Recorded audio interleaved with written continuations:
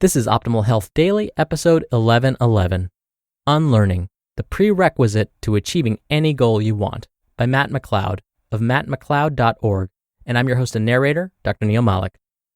Hey there, happy middle of the week Wednesday, and welcome back to Optimal Health Daily, where I simply read to you from the best health and fitness blogs for free.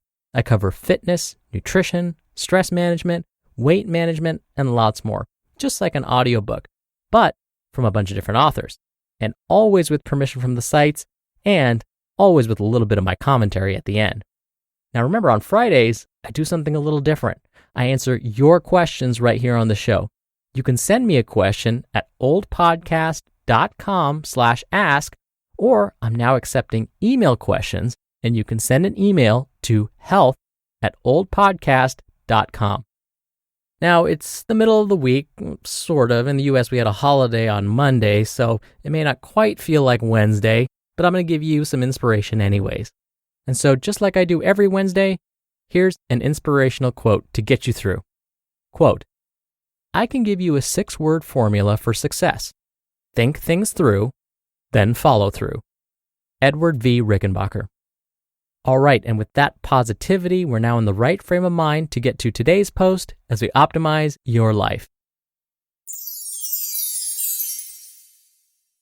Unlearning, the Prerequisite to Achieving Any Goal You Want, by Matt McLeod of mattmcleod.org. It's the holy grail of dieting, I told my brother as I was chomping on cinnamon rolls. It's based around the manipulation of this hormone called insulin. All I have to do is eat low carb, but high protein and fat for the beginning of the day. Then after my workout, I can basically eat whatever I want, and it's shuttled directly to my muscles. This was circa 2013, when I found a new diet called carb backloading. At a wise 19 years old, I thought I'd just discovered the fitness industry's best kept secret. See, the creator of this diet checked all the boxes. He was jacked. He got results with others. And he used science-y words like T-glute manipulation and modulated tissue response. I don't know how 19-year-old you would have felt, but I was sold. Turns out, I actually just discovered the power of persuasive marketing and copywriting. Don't get me wrong, there are worse diets than carb backloading, but I had no idea what was BS and what wasn't. I'd still be cramming my face with cinnamon rolls to this day if it weren't until an actual nutrition scientist I looked up to, Dr. Layne Norton, claimed carb backloading was BS. I was dumbfounded. It was the ultimate catch-22 between my two ideas, both of which I was certain were correct. 1. Carb backloading was an innovative and science-backed way to reach my fitness goals. And 2. Dr. Layne Norton was a credible nutrition scientist whom I looked up to for years. One had to be a lie. It's clear how this played out, but the crucial lesson was this. To get closer to the truth, I have to be willing to unlearn at any given moment. I have to consistently doubt what I know, which is difficult. It hurts our egos. It breeds uncertainty, and it makes us feel stupid, betrayed even. But it's necessary if we truly want to find the best solutions to hard questions. Which brings us to you. There's a significant chance you're listening to this or reading my blog because you're searching for solutions. You're looking for ways to improve your body, your confidence, your well-being, or whatever else you're hoping I might have the answer to. Maybe I can, maybe I can't, but that's not the point. The point is that you have to be open to unlearning all the BS you've possibly believed until now. What you've been doing isn't working. What got you here won't get you where you want to go. It's time for something different. It's time to unlearn. Unlearning makes you wise and improves your life through subtraction, not addition. At this moment, you may be in fairly good shape, eat your vegetables on most days, and have an okay life, all things considered. But you still want to turn the life satisfaction dial up a few notches, while keeping any unnecessary suffering at a minimum. Instead of pretending I'm a self-help guru with all your answers, I'll just give you a collection of ideas I wish I would have unlearned sooner that may help you do exactly that. 3 ideas I've unlearned that have made my life drastically better. 1. Mediocrity is something to avoid at all costs. Dream big. Never quit. hustle while they sleep. These are the surface level quotes that used to motivate me years ago. I remember writing somewhere that I'd make $1 million by age 30. Now that I'm 26, it's funny how romantic the idea of $1 million was to me, considering I'd be set on even a quarter of that. But it took me time to accept this reality. I didn't want to strive for mediocrity or be okay with being average.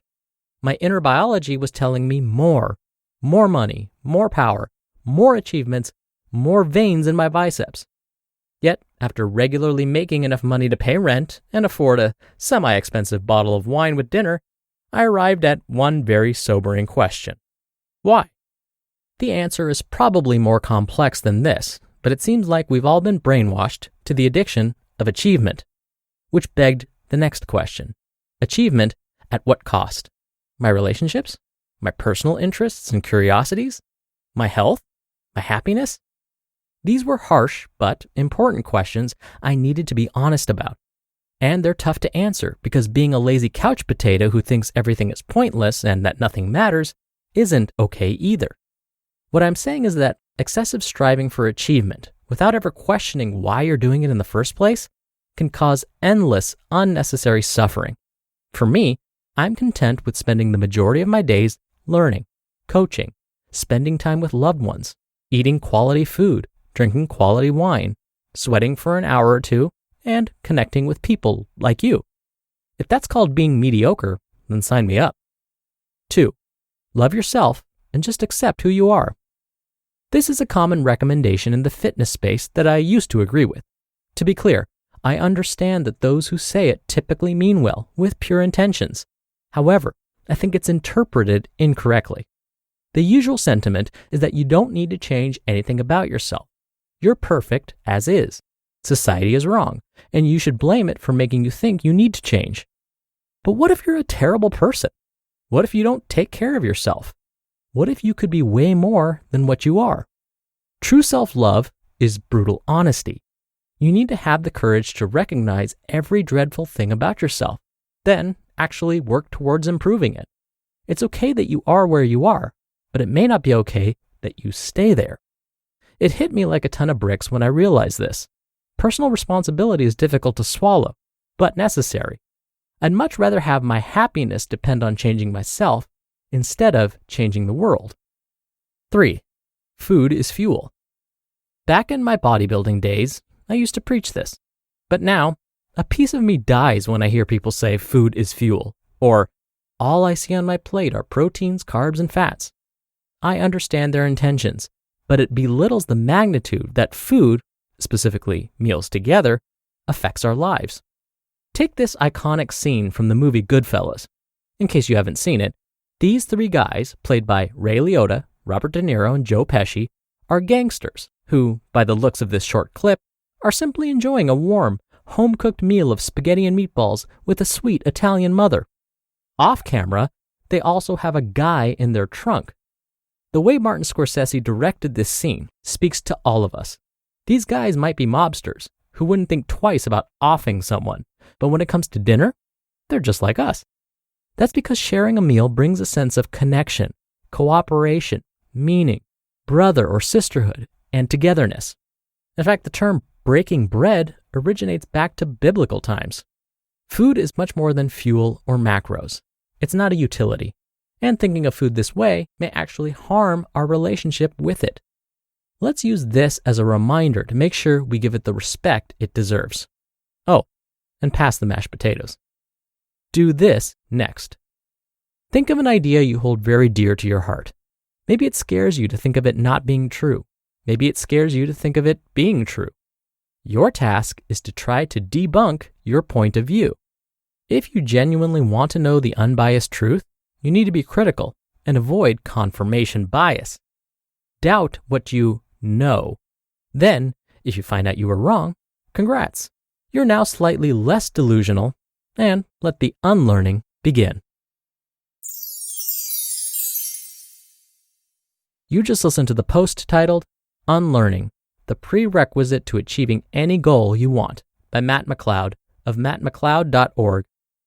And now, are you struggling to meal plan?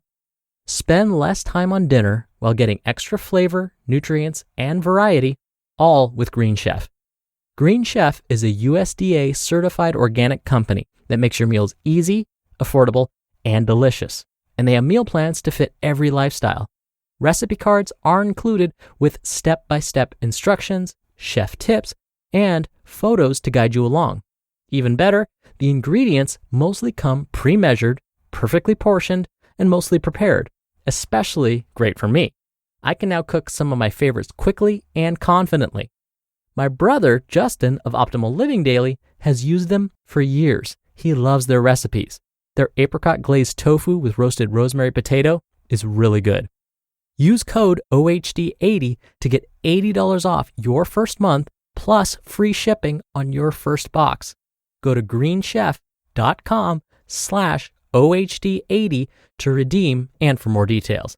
That's $80 off your first month plus free shipping on your first box with code OHD80 at greenchef.com/OHD80.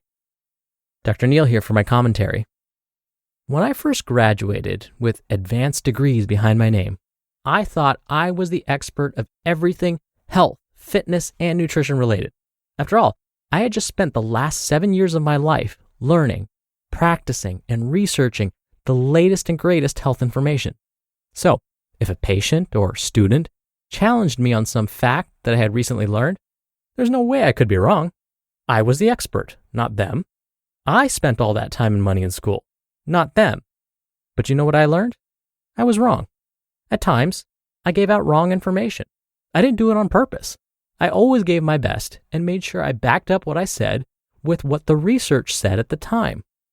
And I was wrong for not believing that I could be wrong.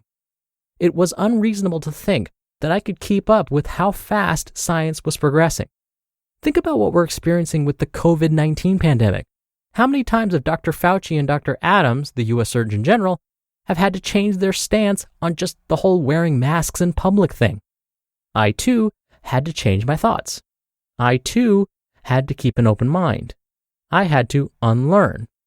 Now, just because I had to unlearn things doesn't mean I'm any less of an expert. Instead, it just means that I needed to stay objective. Letting go of old beliefs doesn't make you any less intelligent. In fact, it probably means you're even more intelligent because you can take in new information and hopefully become better because of it. So as Matt said in his post, doubt what you know. And if you discover you were wrong, congrats. Admit it. Learn something and move on. Because now you're a little bit smarter than you were before. Thank you so much for being here. Thank you for listening every day. I hope you're having a wonderful week, and I'll see you back here tomorrow where your optimal life awaits.